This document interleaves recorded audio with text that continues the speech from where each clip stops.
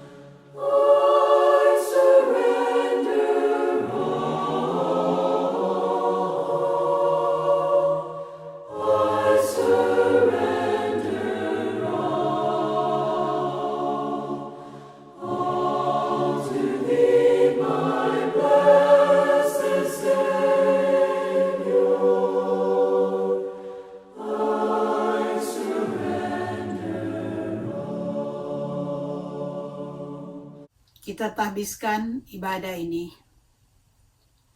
Pertolongan kita adalah dalam nama Tuhan yang menjadikan langit dan bumi. Amin. Sebagai nats pembimbing pada saat ini diambil dari Mazmur 121 ayat 1 dan 2 yang berbunyi demikian. Aku melayangkan mataku ke gunung-gunung. Dari manakah akan datang pertolonganku? Pertolonganku ialah dari Tuhan yang menjadikan langit dan bumi. Rahmat, kasih karunia, dan damai sejahtera dari Tuhan Yesus Kristus menyertai saudara sekalian. Saudara-saudara jemaat Tuhan, marilah pada saat ini kita merendahkan diri di hadapan Tuhan. Dan dengan segala kerendahan hati, kita mengakui segala kesalahan dan dosa kita di hadapan Tuhan. Marilah kita berdoa. Ya Allah yang kudus, sungguh dosa pemberontakan kami banyak melawan kami. Sungguh kami menyadari bahwa hidup kami laksana kain yang kotor. Kami selalu merancangkan kejahatan. Hati kami penuh dendam dan iri. Tindakan kami selalu menyakiti hati-Mu. Oleh karena itu kami datang kepadamu sambil memohon. Ampunilah segala pelanggaran kami. Bersihkanlah kami dari segala dosa-dosa kami. Baharuilah kami dan tuntunlah kami dengan Roh Kudus-Mu, sehingga kami layak disebut anak-anak-Mu. Dalam nama Tuhan Yesus Penyelamat, penebus dosa kami. Amin.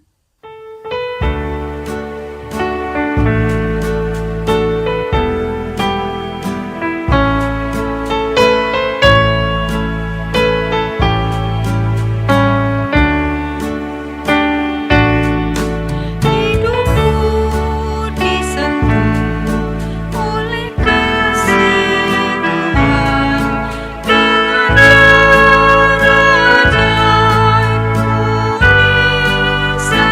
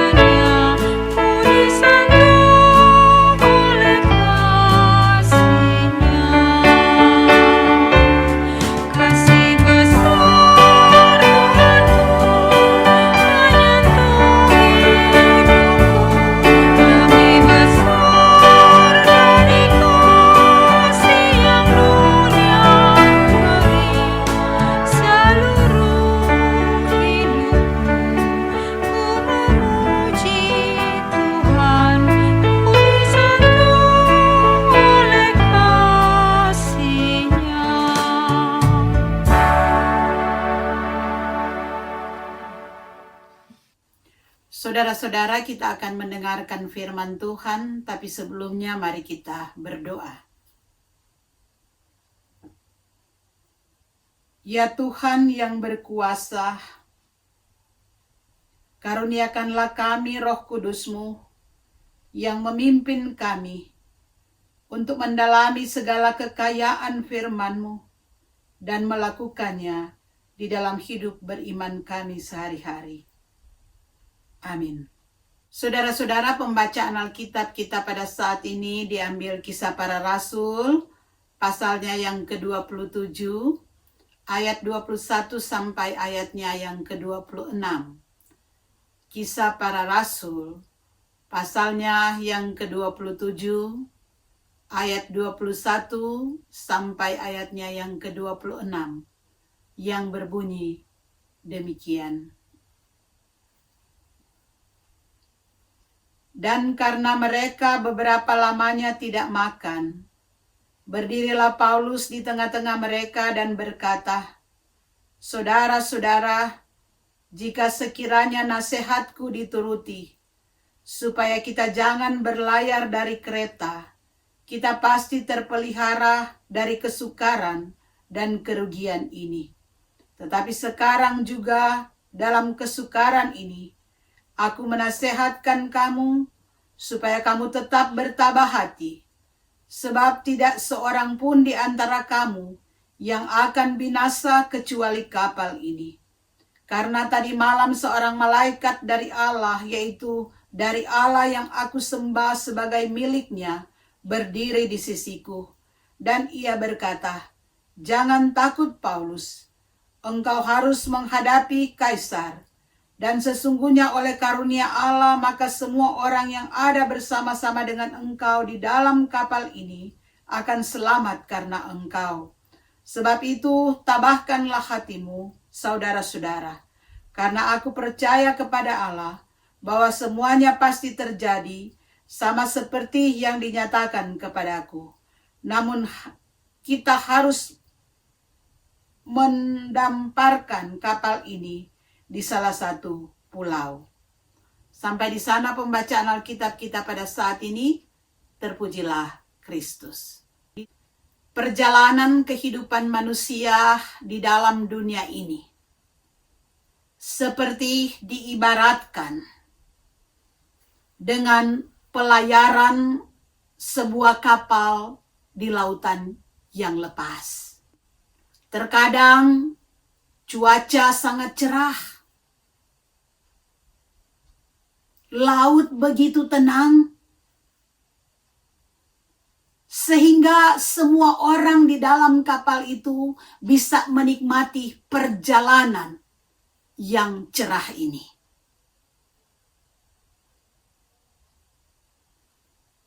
Tetapi saudara-saudara, terkadang pula tanpa diduga datanglah angin yang menghantam kapal. Datanglah gelombang yang menghantam. Kadang-kadang hanya gelombang-gelombang kecil saja. Tetapi kadang-kadang gelombang besar datang menghadang kapal yang kita tumpangi. Kadang-kadang angin hanya sepoi-sepoi. Tetapi kadang-kadang juga angin itu begitu keras yang menyebabkan badai besar yang mengganggu perjalanan. Nah, ketika datang badai yang besar, maka muncullah kepanikan-kepanikan, muncullah ketakutan-ketakutan untuk menghadapi badai yang datang menghadang. Jadi saudara-saudara, tidak selamanya pasang, tidak selamanya surut. Itulah gambaran kehidupan kita di dalam dunia ini, saudara-saudara. Kadang-kadang kita aman-aman saja. Tetapi terkadang badai yang besar datang menghadang kehidupan kita. yang menyebabkan rasa ketakutan, rasa kekhawatiran, dan berbagai macam perasaan-perasaan yang datang menghantui kehidupan kita. Kita melihat saudara-saudara di dalam pembacaan kita tadi, kisah perjalanan daripada Rasul Paulus yang akan menuju ke Roma. Di dalam Alkitab saudara-saudara kita melihat bagaimana Rasul Paulus yang benar-benar menjalankan tugas dan tanggung jawabnya sebagai alat yang dipakai oleh Tuhan. Dia melaksanakan tugas pelayanannya dengan begitu bersemangat. Dan dia mempunyai banyak harapan-harapan untuk pelayanannya. Dan dia ingin mewujudkan harapan-harapannya di dalam kehidupan yang nyata. Dan memang kalau kita melihat Rasul Paulus sudah sejak lama dia punya keinginan untuk mengabarkan Injil ke Roma. Dan sesudah ke Roma dia akan melanjutkan ke Spanyol, bahkan ke ujung dunia. Ini rencananya. Karena Yesus sudah memerintahkan untuk mengabarkan Injil sampai ke ujung dunia. Dan di dalam pembacaan kita tadi saudara-saudara, memang Rasul Paulus, dia sedang menuju ke Roma. Tetapi saudara-saudara, perjalanan Paulus menuju ke Roma di sini bukan seperti yang diharapkan dalam rangka untuk pergi dengan baik, untuk menjalankan penginjilan ke sana. Karena saudara-saudara, di dalam pembacaan kita, di dalam pembacaan ini, Rasul Paulus bukan seorang yang bebas di dalam perjalanan, tetapi di dalam pembacaan kita, Paulus di sini sebagai seorang tawanan. Paulus bersama dengan kawan-kawannya yang lain dikawal oleh sebuah satuan militer di bawah pimpinan perwira Julius. Jadi Rasul Paulus, saudara-saudara, di sini dia akan menuju ke Roma dalam rangka untuk diadili di hadapan kaisar.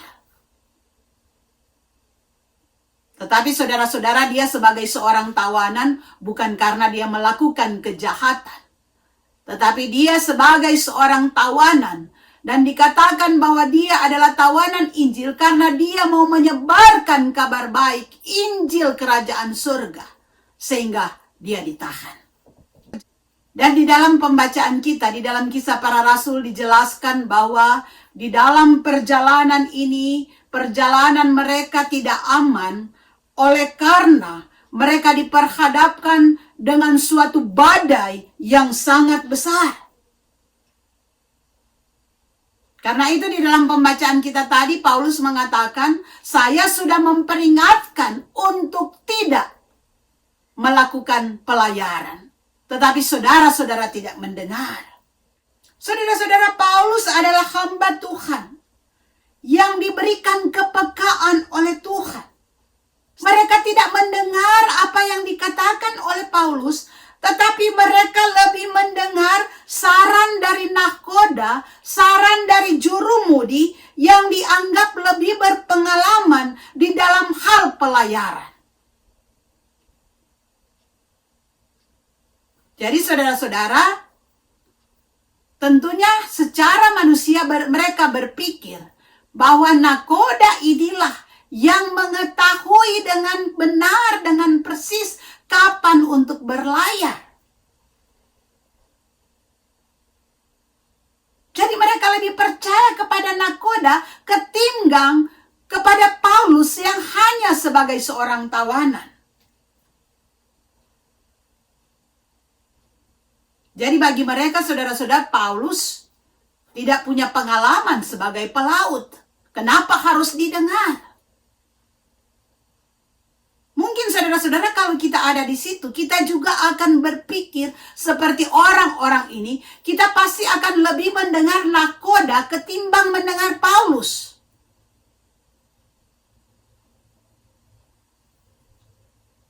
tentu kita akan lebih percaya kepada orang yang sudah berpengalaman.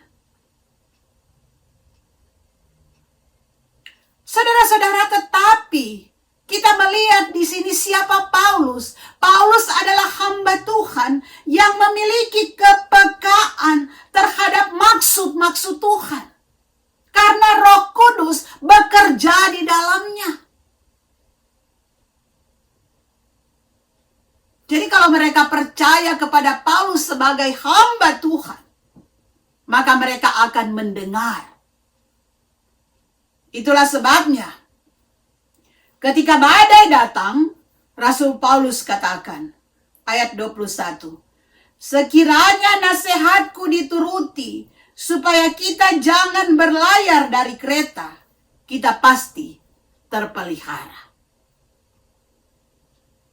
Saudara-saudara, jadi di sini Rasul Paulus mengatakan, apa yang saya bilang, kenapa nggak dengar kepada saya?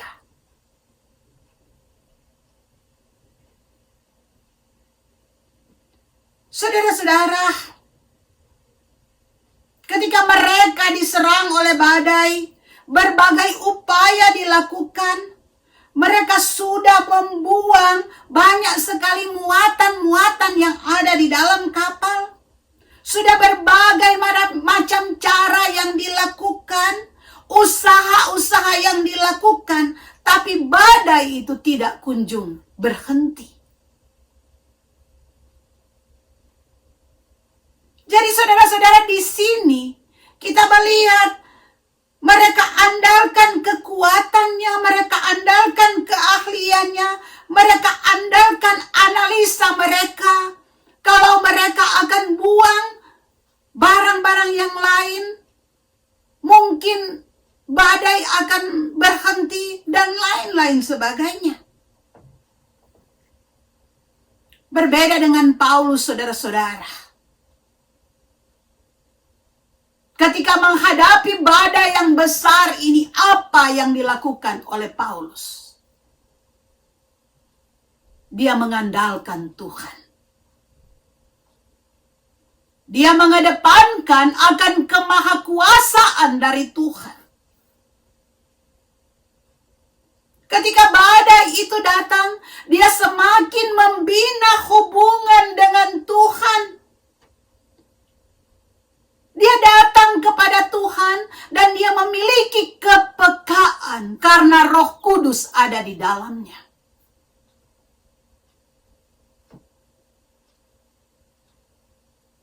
Karena Paulus berjalan bersama-sama dengan Tuhan. Malaikat Tuhan menjaga dia.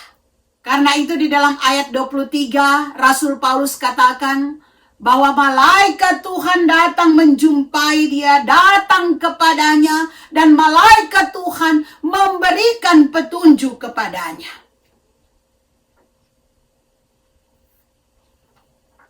Inilah Rasul Paulus, saudara-saudara. Dia percaya kepada kemahakuasaan Tuhan. Itulah sebabnya karena dia percaya akan kemahakuasaan Tuhan, dia menguatkan orang-orang yang ada di kapal ini. Karena pada waktu itu saudara-saudara, kita bisa bayangkan bagaimana situasi yang terjadi ketika badai itu datang, semua menjadi panik, hilang pengharapan. Dan Paulus memakai waktu itu untuk memberikan pengharapan kepada orang-orang yang mulai hilang pengharapan. Dia ingatkan untuk tabah dan berserah kepada Tuhan. Saudara-saudara, dia menguatkan. Dia mau mengatakan bahwa tidak ada seorang pun yang akan binasa karena Tuhan akan menolong. Di sini Paulus menjalankan tugasnya sebagai seorang yang diutus oleh Tuhan untuk menyatakan, untuk membuktikan kemahakuasaan Tuhan, untuk membuktikan kebenaran-kebenaran dari apa yang Tuhan katakan. Karena itu, dia memberikan kekuatan. Saudara-saudara jemaat Tuhan, di tengah-tengah perjalanan hidup kita,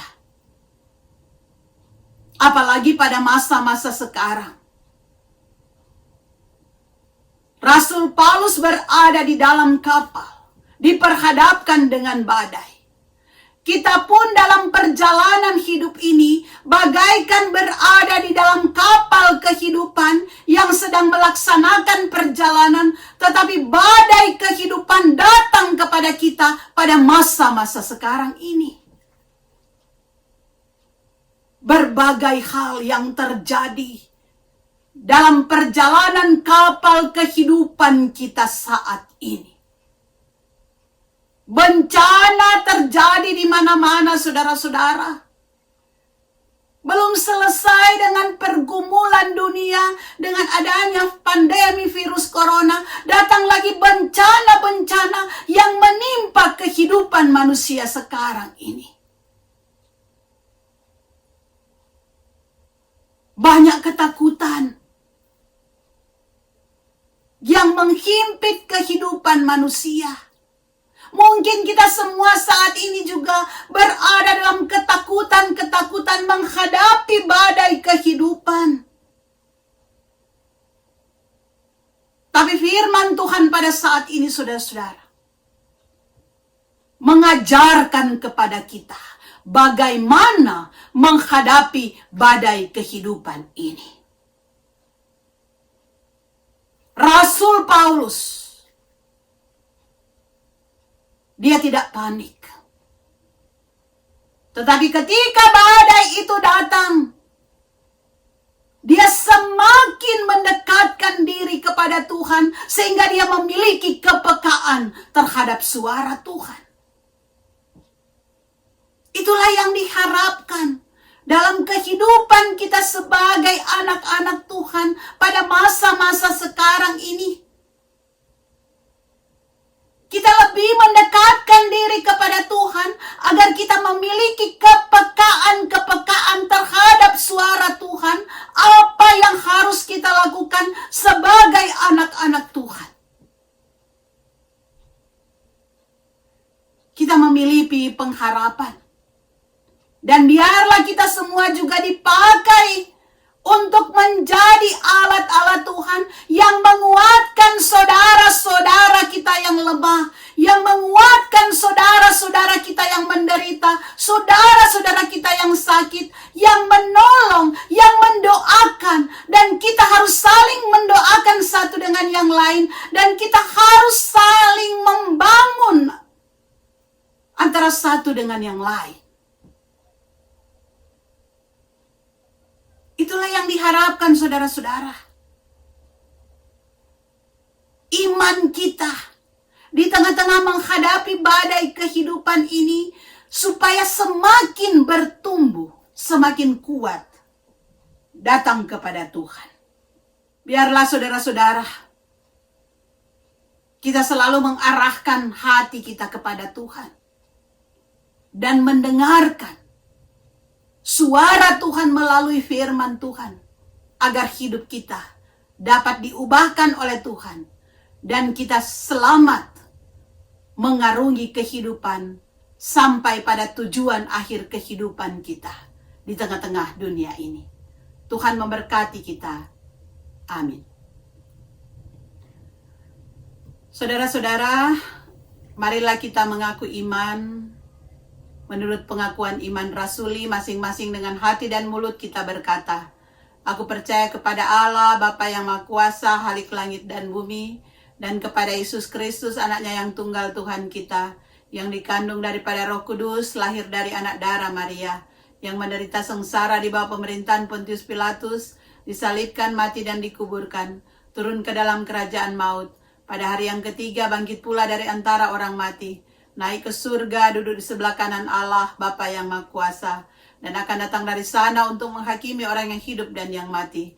Aku percaya kepada Roh Kudus, gereja yang kudus dan am, persekutuan orang kudus, pengampunan dosa, kebangkitan daging, dan hidup yang kekal. Saudara-saudara, marilah kita satu di dalam doa, kita berdoa. Bapa di dalam surga,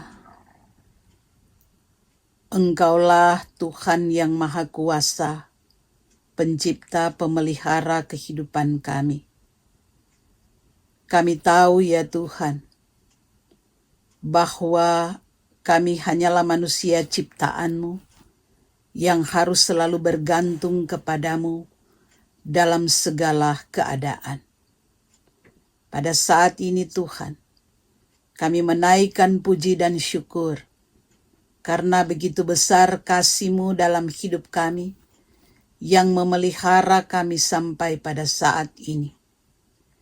Kami bersyukur Tuhan, karena kami boleh beribadah, memuliakan Engkau, walaupun dalam pengalaman hidup ini, kami menyadari bahwa banyak hal yang terjadi dalam hidup ini, tetapi kami tahu ya Tuhan, kami harus bergantung kepadamu, karena Engkaulah yang empunya kehidupan ini.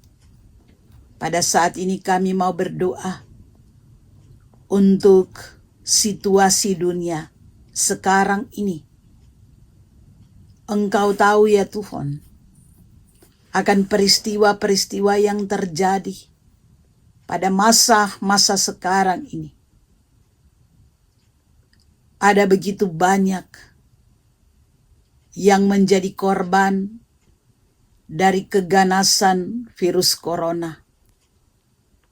Kami mohon Tuhan, kuasa-Mu boleh dinyatakan. Engkau memberkati akan setiap usaha-usaha dalam rangka untuk menyembuhkan korban-korban dari virus ini. Engkau juga berkati akan setiap usaha dalam rangka untuk menemukan obat-obatan penangkal dari virus ini. Begitu juga ya Tuhan, kami berdoa untuk upaya-upaya di mana pada saat ini Tuhan sedang diupayakan untuk penyuntikan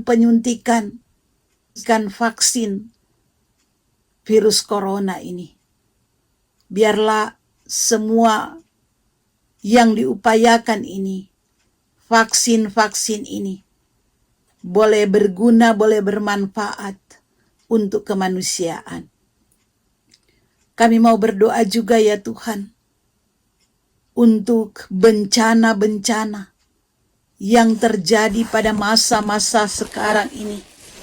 Lebih khusus ya Tuhan, bencana-bencana yang terjadi di Indonesia. Saudara-saudara kami yang ada di Kalimantan, saudara-saudara kami yang ada di Sulawesi Barat, saudara-saudara kami yang ada di Manado, yang terkena bencana-bencana banjir, tanah longsor. Tuhan, kami mohon kepadamu, Engkau hadir di dalam kehidupan mereka semua ya Tuhan, yang terkena bencana-bencana ini.